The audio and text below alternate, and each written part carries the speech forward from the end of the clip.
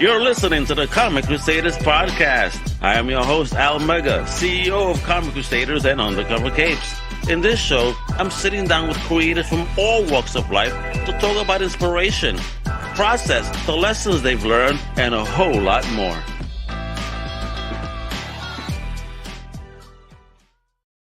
What up, everybody? It's your boy, Al Mega. Welcome to a brand new Comic Crusaders podcast. Yo, number 200. Do you believe it? Wow. And today we got somebody that's really inspirational. I mean, he's a dude, former teacher, but really he's gonna be on here teaching us some new things. Let me tell you, all right. He's also now a writer. He's a publisher, graphic novelist. I mean, he was teaching like graphic novel class for 3 years. You believe that, folks? I mean, this is somebody that was actually teaching the future. We never know who from his class is gonna be the next superstar. Let me introduce the one, the very amazing CJ Standal. How you doing, bro?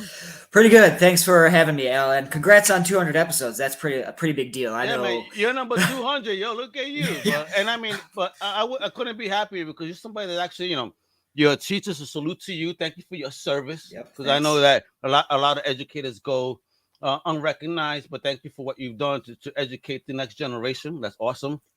Yeah, I appreciate that. Yeah, man, that's real talk. So talk to me, CJ.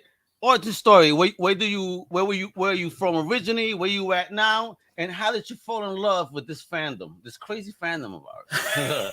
Yeah, it can be crazy at times, but always fun. So I was born in a suburb, Plymouth, Minnesota, a suburb right outside Minneapolis. I grew up there kind of all through high school. And then I moved to Madison, Wisconsin for college here, and then got my teaching license in Wisconsin and stuck around here. I was teaching in nearby Sun Prairie, and I've just been in Madison for the last 15-ish years. So that's kind of, I guess, some of the basic bio details. As far as like my comic fandom origin story, it really started actually with like cartoons. So I was a big fan of the 90s, like X-Men, Batman, the good stuff. Spider-Man. Yeah, the classics. Preach. And so I was really into that stuff, and just my parents kind of saw that. And so for Christmas one year, they got me a box of like a big thick box of like 25 single X-Men comics, 90s X-Men. So I got kind of thrown right into the deep water. I love 90s X-Men, but it's not necessarily always the easiest to understand and the most streamlined. Exactly. And not for a kid too, because that was definitely some heavy topics. Yeah, definitely. But I still got hooked, and just really, I became like a weekly warrior, kind of end of high school, beginning of college. I've kind of since backed off a little bit more. I'm no longer really a weekly warrior. I really do just kind of go to the comic stores and libraries, kind of whenever I'm seeing something that catches my eye. And to be honest, part of the reason that I backtracked from the weekly warrior a little bit was to save a little money to pay my artists for Rebirth, the Gangster, Juan Romero, and Jam Ringway for Beowulf. Well, look at that. I mean, there you go, folks. You see this? A real creator. So growing up, where you grew up, was it easy to find like-minded, fandom, kids, that like what you like, or were you kind of a lone wolf in this geek culture? So I think generally I was more of like a lone wolf in this geek culture. I was able to, I guess, find some friends who also were kind of interested in the cartoons and maybe like any of the movies that were coming out or had come out previously, but I didn't really have many friends that were interested in comics. I had one friend who like kind of dabbled in for a couple of years, and then he left comics. And then like maybe 10 years later, I had another friend do something similar. So I've always had kind of these brief moments of, I guess, like being those brief moments in time. Snaps. I remember. And gone too quickly. So I guess I'm kind of like I was straddling the worlds of being a lone wolf and also having kind of like a cohort of geeks to talk to all this stuff about. So I think I was able to get kind of both the pros and the cons of both sides. Okay. Is it a big thing in the community you were in though? Was it something that a lot of kids enjoyed, or again, was it on and off, just the community as a whole? But I know I grew up in Brooklyn, so I had comic shops, everywhere, toy stores. So it was kind of always in my face. That's sure. Kind of what I mean. Yeah, again, comics weren't so much in my face. Again, maybe things like toys from the cartoons and stuff like that. I'd go to friends and we'd be playing with that, or playing with like Teenage Mutant Ninja Turtles toys, stuff like that. So I think it was more growing up. It was more like kind of that aspect of geek culture and comics kind of more the tangential aspects that were really embraced by a bunch of people. And then there were comic stores pretty nearby. Like I think the closest was like 10, 15 minutes away. And there were probably a couple within my my zip code. So it's not like they were gone, but I would say it was they were specialty stores definitely that you had to go in there with a purpose. It wasn't kind of like a random people walk in and stop. That being said, though, when I was in high school, I did bring in some of my friends to comic store trips. Just we'd be like eating dinner somewhere nearby, and then I'd be like, "Hey, I want to check stuff out," and they kind of wanted to come in. They didn't really end up buying comics, but they did get into like that HeroClix craze. Yeah, they did. Why not comics? What's wrong with them? Anyway, but I love that though. I do the same shit, bro. Because if I know there's a comic shop locally, I don't say anything until after everybody's full and happy. Like, hey, by the way, there's a comic shop. Do you mind if I check it out? You want to come in? There's probably kind of cool stuff. Hey, let's come on. Right, exactly. Let's walk off that dinner. You don't want to just go. Yeah, bro. Hey, bro. Yo, oh man, bro. If we would scheme so well together, let me tell you. Yeah, definitely. So, all right. So when did the creative bug bite you? When did that happen? So I think it kind of was in the back of my head from high school on, but it's something that it was always like, I'll get it done. I'll do it at some point. This is something I want to be part of my life, but I just didn't really I didn't have like the wheels hit the pavement. I didn't really get going for a long time. So it actually was probably about half way into my teaching career. So about 5 years in. So kind of mid to late 20s. I had gone to convention, one of the Wizard Worlds in Madison, and there was a panel of a bunch of independent creators, and they just were really kind of gun ho about if you've got some ideas, if you've got this passion, you should just go for it. You might not be able to get with that big company with the Marvel, DC Image, etc. But at some point, you're the only one that's really stopping yourself from making your dream or your passion a reality. And so kind of that, along with I've been really kind of mulling over the ideas that would eventually become Rebirth of the Gangster. Kind of those two things were really kind of coming in together. And so, yeah, about kind of 7 years ago is really when I started brainstorming everything for Rebirth of the Gangster with the intent of creating a comic and a 24-issue comic series that would be 4 graphic novels. So I kind of brainstormed a bunch of stuff and then winnowed it down into a 24-issue outline, and then kind of the rest is history. If I'm going to be kind of jumping over a lot of other details. I hear you. Yeah, we're going to talk about that. You know what level we're at. You know, with the book. But so what type of research were you doing with this Rebirth of the Gangster? And who is the character? And the inspirations? Give me all this goodness. Sure. So I guess the research, I guess there's like the type of research that every writer and creator does, is just being inspired by the things that you read or see that you love. So I grew up kind of loving like 100 Bullets by Azzarello and Russo. So kind of that great book, especially Russo. I love that art. Yeah, bro. And so I kind of grew up. That was kind of my first foray into noir, but then I kind of jumped into some of the old school noir, like Raymond Chandler, Dashiell Hammett. Wow. I was a fan of things that are, I guess, like noir adjacent, like The Godfather, The Wire, stuff like that. So I had a lot of these influences for kind of the tone, and some I get some of the tropes that I wanted to explore and play with. So that was, I guess, one aspect of research. I did also read. I think the author's name is Blake Snyder. He's like a Hollywood successful Hollywood screenwriter, and he wrote at least one book. I think he's written multiple books about screenwriting, but one book that I read was by Blake was Save the Cat, which kind of walks you through some of the kind of just, again, like the tropes or the traditional story arc that a good screenplay or really any story should have. And so while I didn't necessarily follow every single piece of information or every single guideline there, it was definitely helpful for me to kind of go from that stage. I mentioned earlier I'd done a bunch of brainstorming, and then I kind of winnowed it down into an outline, and kind of the step in between was reading that book, and kind of as I was reading it, jotting down notes of what things could be combined into characters or scenes to kind of hit some of those story beats, and also make it a 24-issue series instead of like a 50, 100-issue series. What type of prior education did you have prior to even trying to put this baby together? What part of education? So just public school, all the way through high school, and then UW-Madison for college. And so I did at UW-Madison, I did I had 2 majors, English education and then history. So I kind of did a lot of reading of not just literature, but also a lot of non-fictional summaries of very different parts around the world, very different cultures and eras around the world. And so I think that does kind of help me give me like a wider perspective. And you had mentioned a little, or part of your question earlier was like some of the research or the inspiration for the characters. And I think one of the things I wanted with Rebirth of the Gangster that was partly a response to kind of seeing all those different cultures, different perspectives, is I really wanted to bring in a lot of different types of characters into Rebirth of the Gangster, and kind of sometimes subvert some tropes. And so, for instance, the two of the main characters, Hunter Thompson and Marcus Anderson, we kind of have the high class African American gentleman in Marcus, and then kind of the low class blue collar worker with Hunter. And that was one way to kind of flip or subvert some tropes, just because I think we often see kind of it's the white guy. It's always the opposite. Power, yep. So I did things like that, but then I also wanted to bring in some Marcus's mom is Hmong.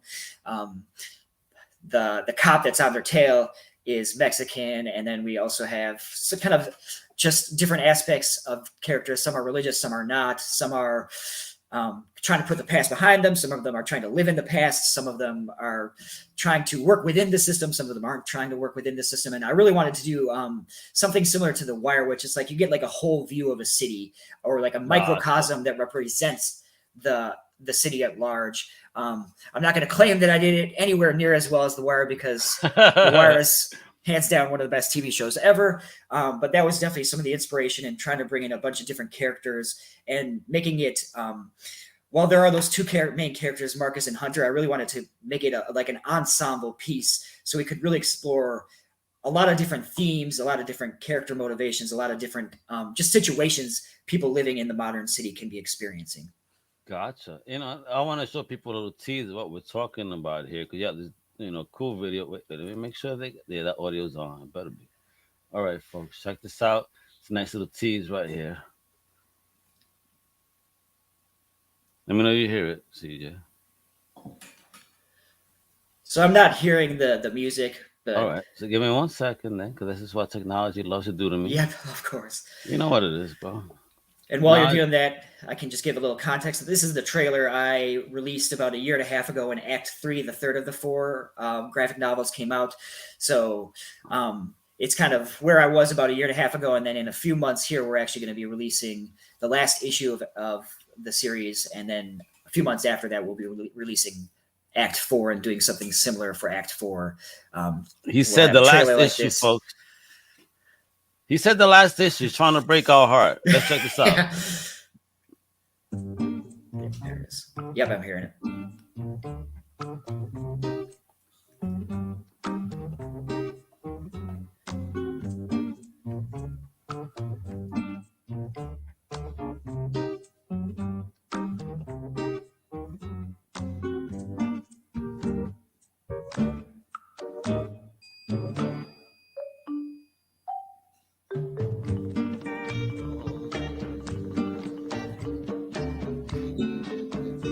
I'm digging the art a lot, man. Look at that. Oh, Juan Romero is incredible.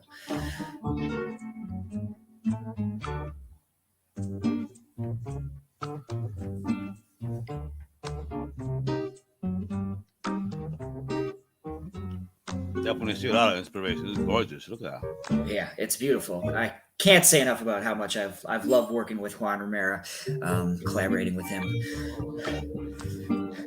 Once this series ends, I definitely need to get some other story idea to reunite with him. You got to do it. Hell yeah. When you find a good partner. Ooh. Look at that. Look at that whole cast of characters right there. Dope. Look at it. Amazon, Barnes & Noble, wherever books and graphic novels are sold, yo. Talk about that, yo. I mean, getting into the bookstores and all that stuff. And is this your first baby that you put out there into the world? So Rebirth of the Gangster is my first baby that I put out into the world. Kind of starting with around Act 2, the second graphic novel, I started doing some other stuff. In addition to Rebirth of the Gangster, Beowulf is another graphic novel series. And then I have a collection of essays titled Outside the Panels, which I can get into those a little bit more later. But we have a podcast called Outside the Panels. Yep. I might have been stepping on some toes there. Sorry. But yeah, so this was my first thing that I did. So actually, the first issue, I just kind of contacted as many reviewers as I could, and was at that moment using, since it was all digital, I wasn't really using any sort of print distributor at that point. Essentially, each collection's issues are originally released digitally, and then they are collected at the end of each story arc. After each 6 issues, they're collected in print. And so I kind of started just using KDP, Kindle Direct Publishing, and Comixology to make them available for rest in peace, Comixology. Yeah, rest in peace. I have definitely mixed thoughts about that situation.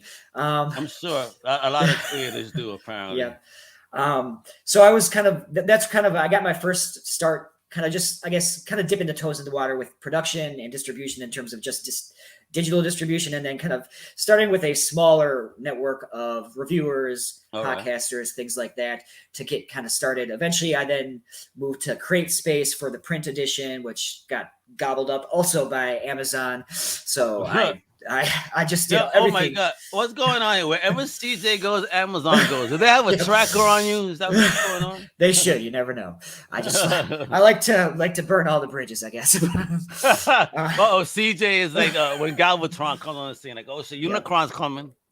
So I was with KDP for a while, but I've actually switched to for my print distribution to Ingram Spark. I still do KDP, and before Comixology's shift, I was doing Comixology for the digital. But for the print distribution, I ended up switching to Ingram Spark, which is a kind of a publisher or distributor printer for small press independent publishers. And it's just making that switch. I've noticed that I've definitely been seeing a lot more sales in general, but also kind of expanding more to bookstores and library markets. Which people want prints. Exactly. They want print, but bookstores and libraries are understandably a little hesitant about buying from KDP as a distributor, since Amazon is the one kind of taking money out of their pockets. They don't want to give Amazon more money.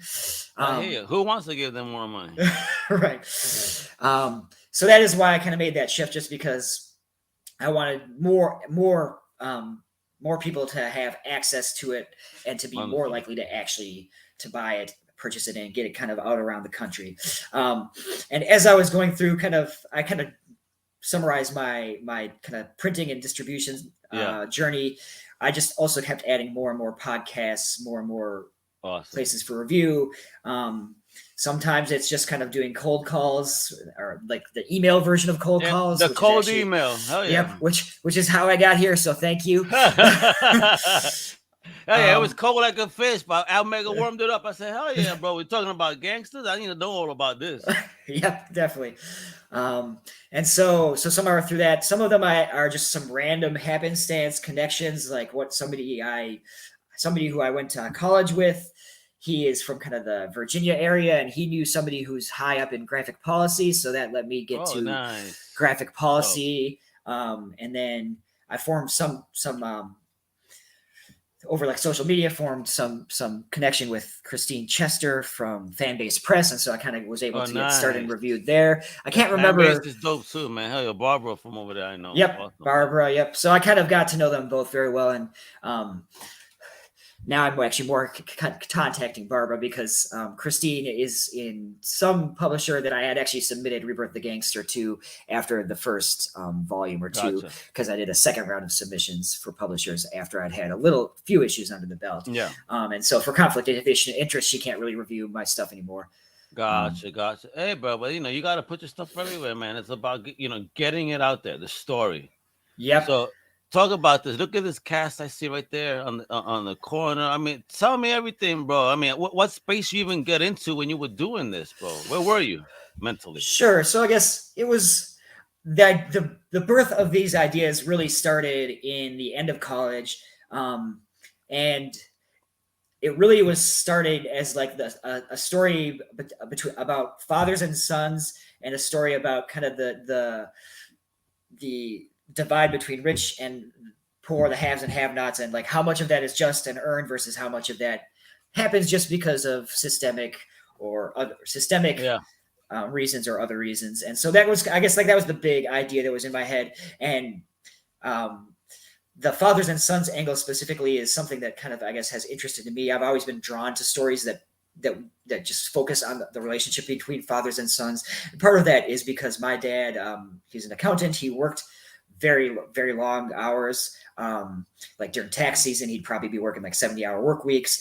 So growing up, I didn't necessarily feel like I had the biggest, closest connection with him. Oh, God. You were like, where's that dude that lives here? Yeah, exactly. I know that since kind of in my mid-20s, we definitely have had some heart-to-hearts about kind of that situation growing up, and we're definitely a lot closer than we were before then. I think it happens to all of us. That's the interesting part of it. As we get older, is where I don't know, is it us getting older or them? Is there like we both reach a crossroads? Is it of understanding finally?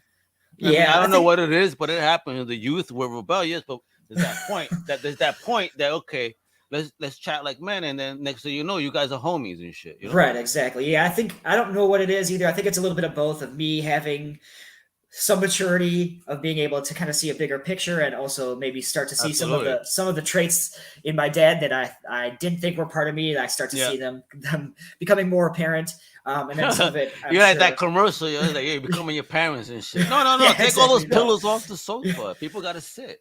Yeah, exactly. It is exactly what it is. And then I think from his perspective, obviously, this is pure conjecture, but I think it's just that he had about 10 years distance between kind of the situation we were talking about and when we were actually talking about it. And sometimes just that distance is all you need to see things with a clearer eye. Oh, absolutely. From both parties. Time heals all wounds, kiddo. And like I said, clarity is absolutely part of the healing process over time, which has allowed you to obviously get so creative and create this whole world, bro, an atmosphere here. Right. Yep.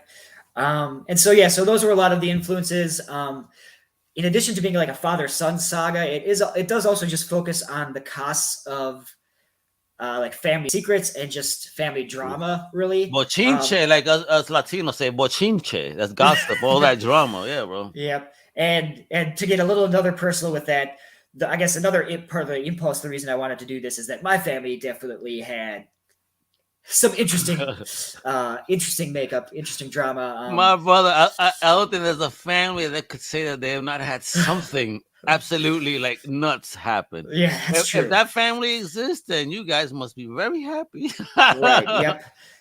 Yeah, they say there really is no real average family.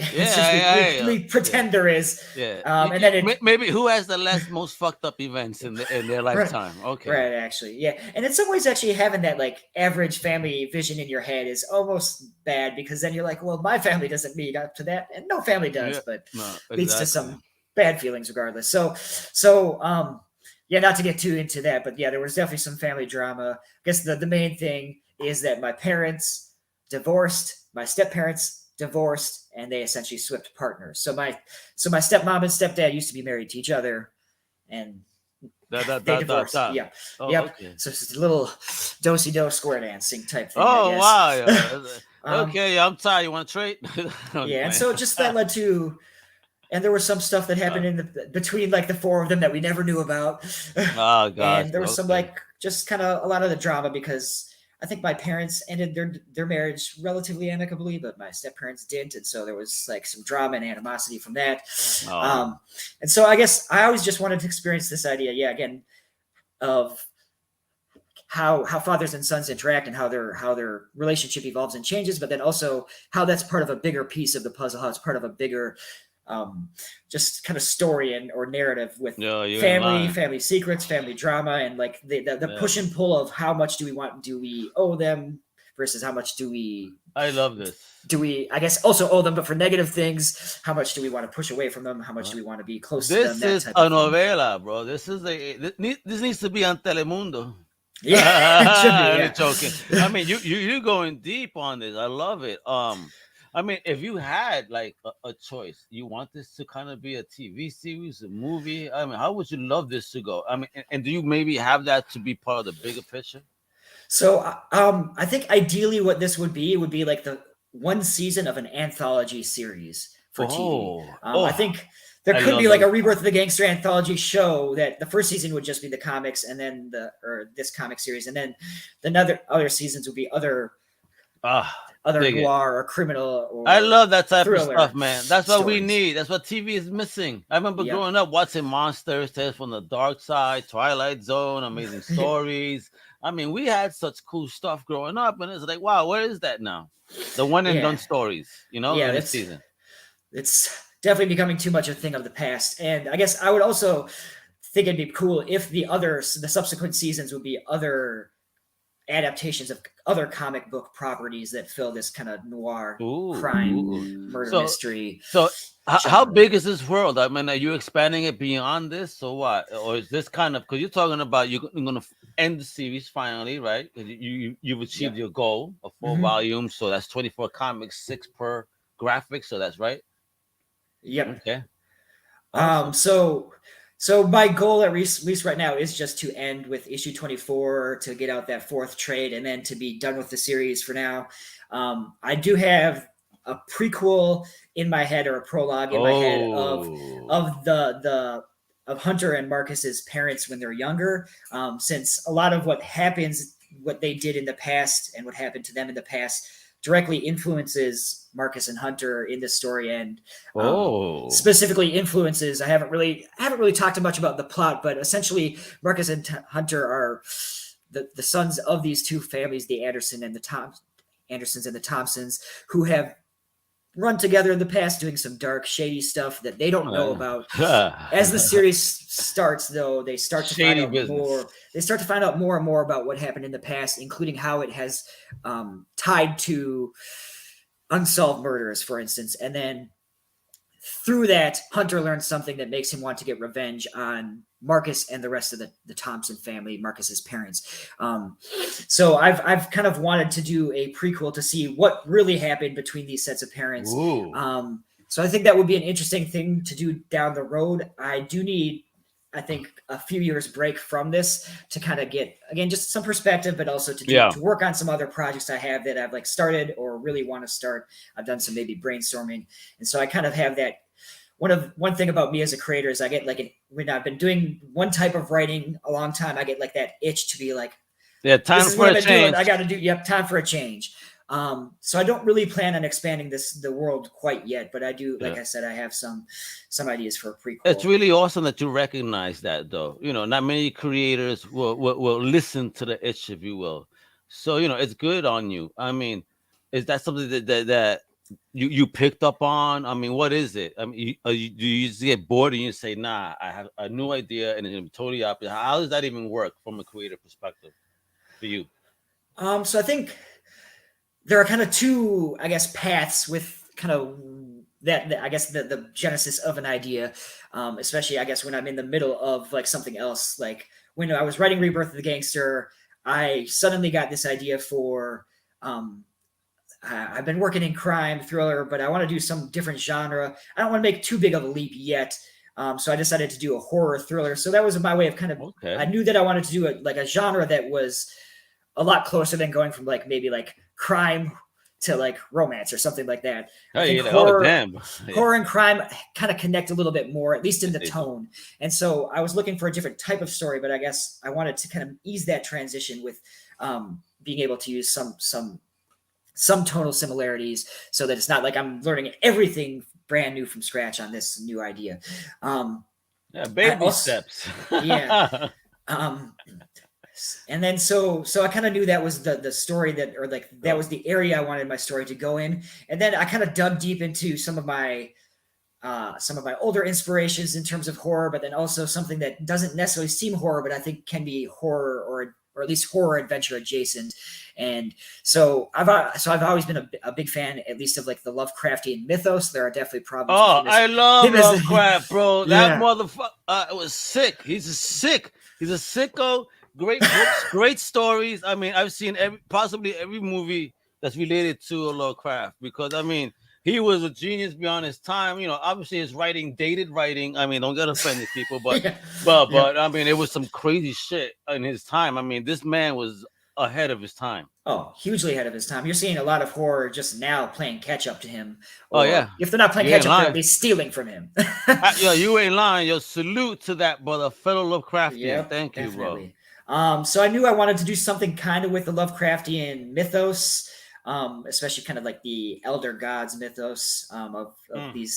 these other dimensional beings that used to belong to our dimension, and in Used reality, to. like threatening us, and there's always like the threat that they're going to rise. And so Mhm. I kind of wanted to play with that. But I did also with Lovecraft want to kind of tweak that approach and the story to correct something or I think correct might be giving myself too much credit, to at least try to make it a little bit better of an approach than some of the dated things that Lovecraft did. Dated language from then, Yep. absolutely, So and stuff. I mean, again, it's heavy. Don't ban stuff because he was a genius. Again, Yep. that's what I hate about the coaches. Like, please understand that was of the time. So allow that to exist. You could say, look, this is how they did it then. Look how we do it now. Do you see the growth? Yep. Instead of trying to cancel something and hide it, which is not good. Right. Yeah. Give us the context, show us, and then Yes. show Yeah, us absolutely. where we've gone from that, and then also maybe where we can go further from that. So preach, my brother. Absolutely. But yeah, I don't think you're getting too many arguments from a history teacher saying we should be looking at things from the past. Or not a history teacher, sorry. I was an English teacher, but a history major, sorry.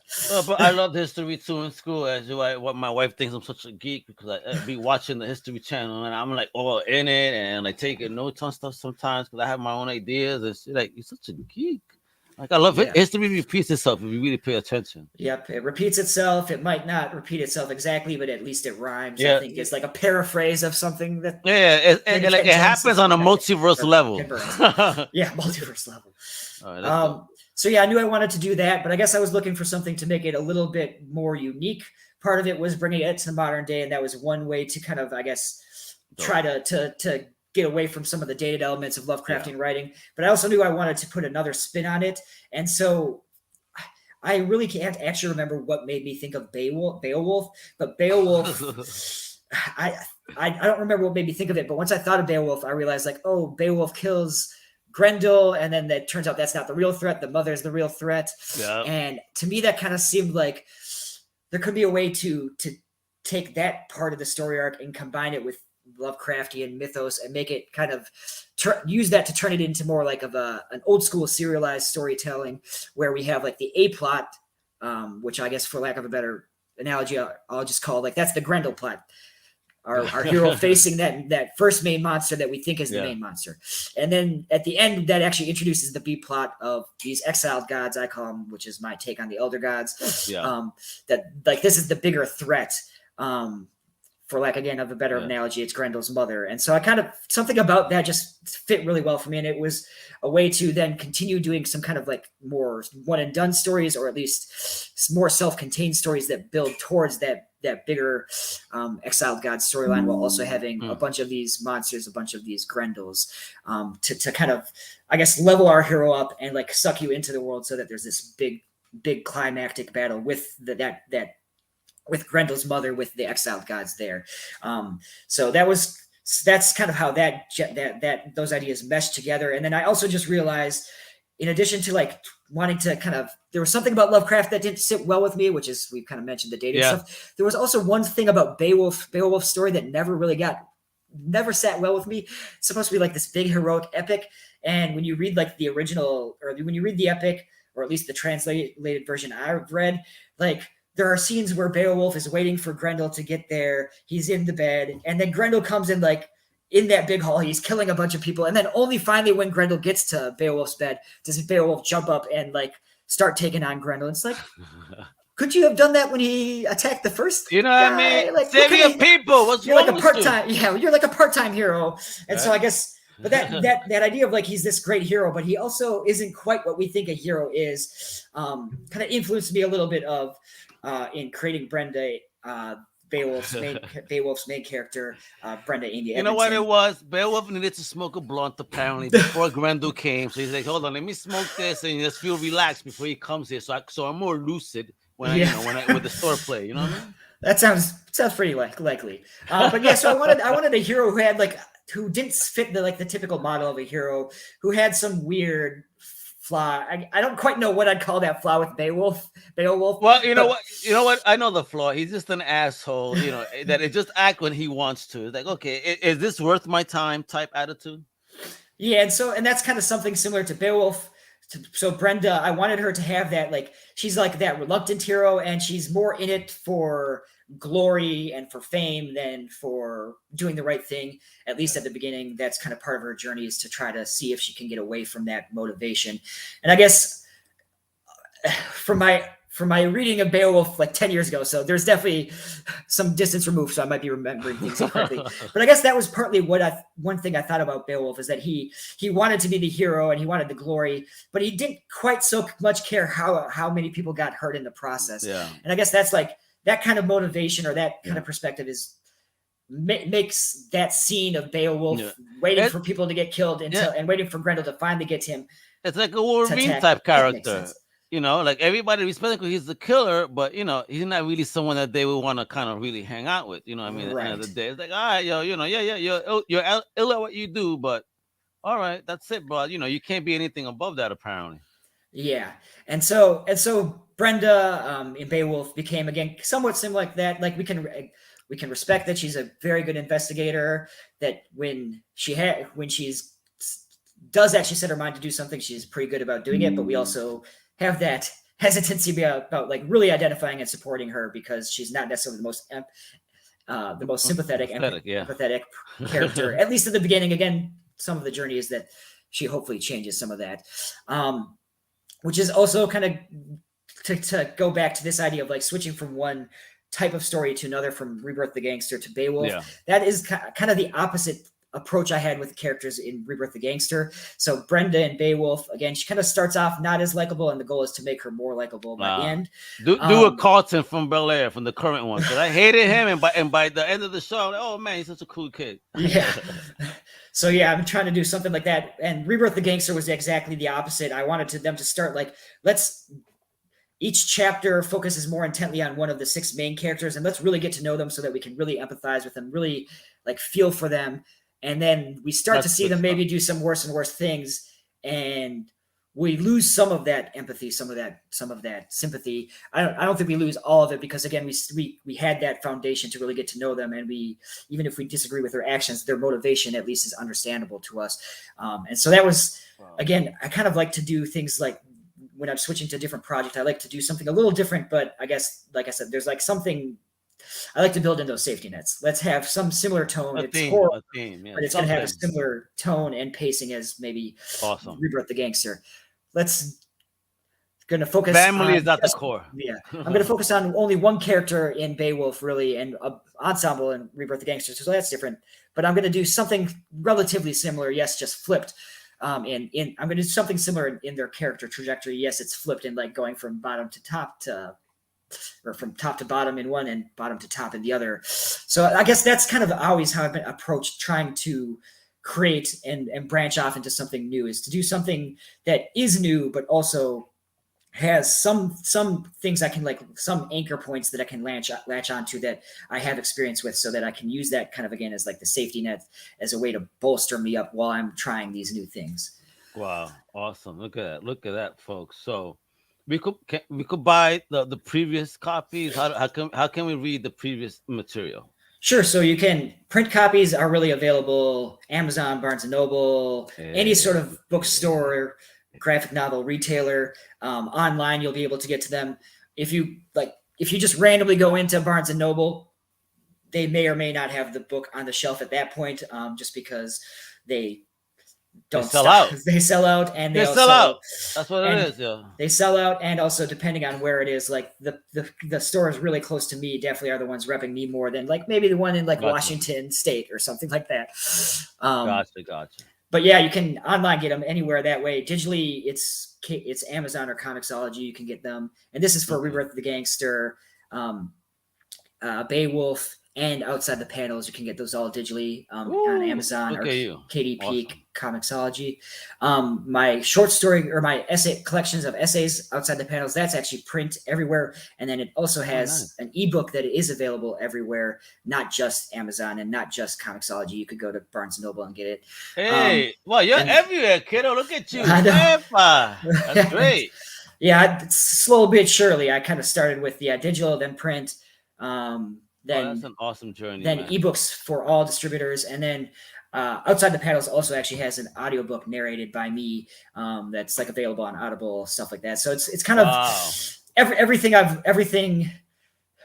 It seems like, oh yeah, I've done a huge bunch of stuff, and that's definitely true. I should own that, but it's also like I did one thing 7 years ago. I did another thing 6 years ago. I did another thing 5 But years. you did It's kind them, of that bro. I step mean, by step. it's step, and it's fine. I mean, every journey is a step-by-step journey until you reach, the number one goal, and then after you reach that, you gotta have more goals, because goals, things you gotta knock down. So it shouldn't ever be just one. It should be a multitude of many goals to knock down. Right, And definitely. you're doing that. So as a creator, just a salute to you, my brother. Thank you.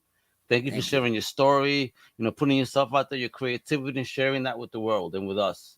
Yeah, I It really really does mean appreciate a it. lot as a fan, bro. So just, you keep doing what you're doing, because this is the business. All right. Yeah, it So, is. with that, what type of advice would you give any creators, also newbies, trying to step into the game? Because you were a newbie once too, man, and you've achieved a lot of goals, man. So definitely pat yourself on the back. You've done great.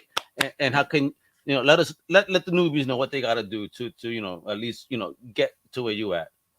Sure. Yeah. So I think part of it depends on, I guess, what type of creator you are. So I guess I'm going to start with the type of creator I was when I started. So I kind of have, and I have it a little bit now, but especially before I started working on Rebirth Gangster, I have had a perfectionist tendency, and I guess even though I want my work to be out there, I definitely was a little fearful of the reaction it could get.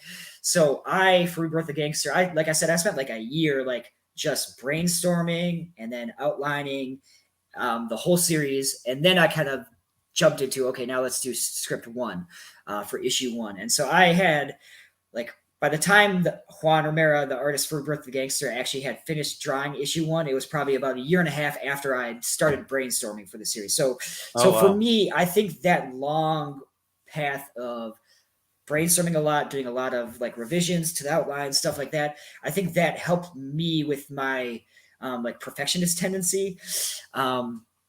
And with, again, yes, my fear of just how people would react and read it and respond to it, that I think it was helpful to have that really solid foundation.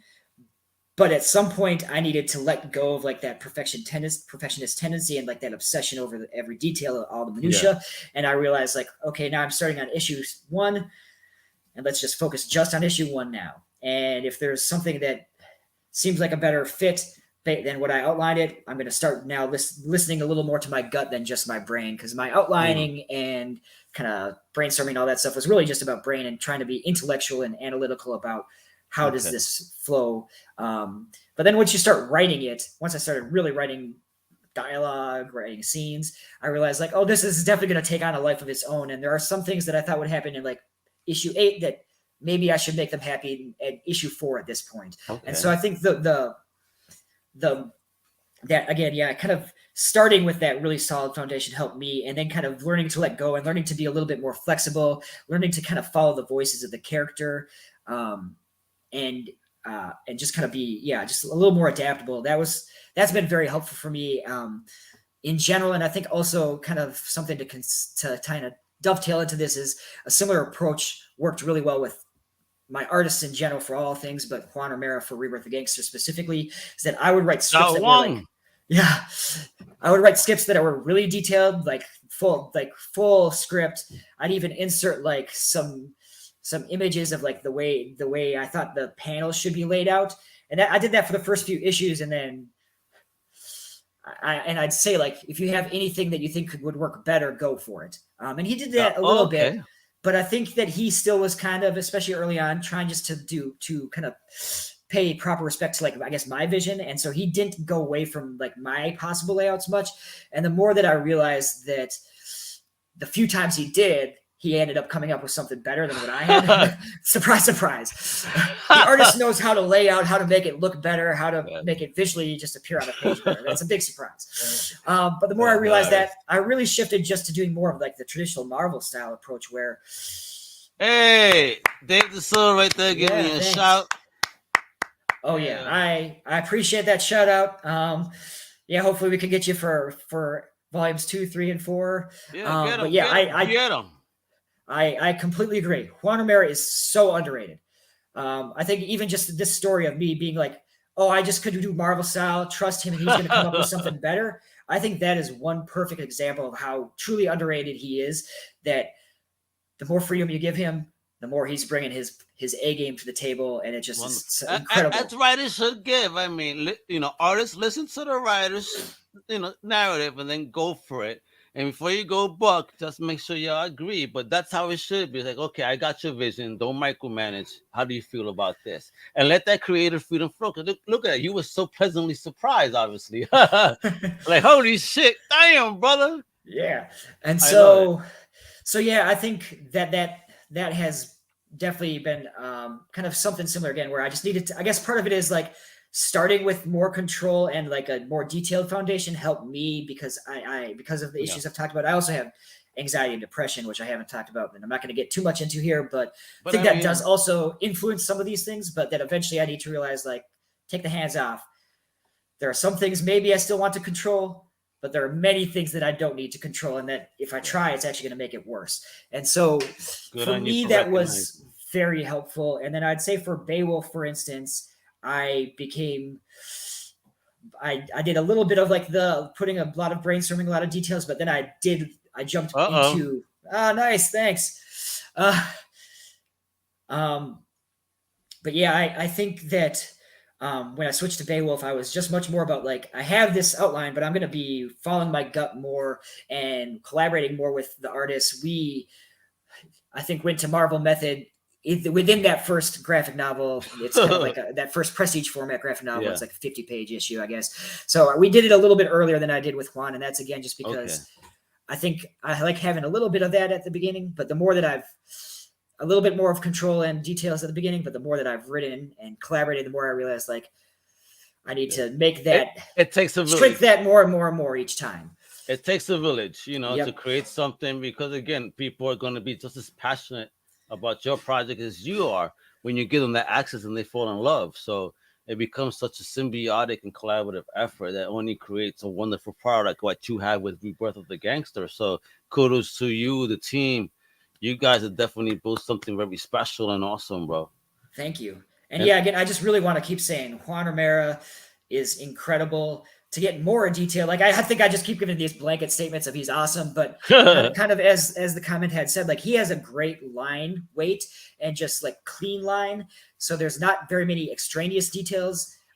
He also does a really good job of playing with light and dark, shadows, all that type of stuff, which is perfect for a noir comic, a neo-noir comic, and any crime comic, really. And then he also does a really good job kind of making characters act. Since we don't have actually any internal monologue, there are some times where we have like dialogue from somebody in a different scene overlapping the images of the new scene. So sometimes people might initially think that there is some internal dialogue or monologue, stuff like that. But really, we don't know what the characters are thinking. And sometimes that can be a good thing. Like when we need the character to be a little unreadable or to be readable in two different directions because we are trying to build some suspense.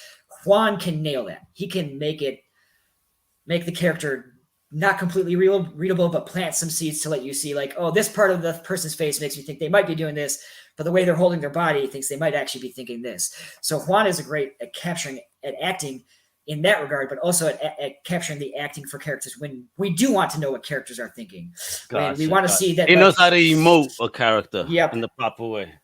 And so I think that's something that is one of the best things I think Juan does. Like he has great layout designs, and he handles like the action and the car chase and the gunshot violence and all this stuff throughout the series very well. But I think at the core of it, it really is a character story. There's definitely a lot of plot going on, but I think the strength of the story is the character, is Hunter and Marcus, as I've said.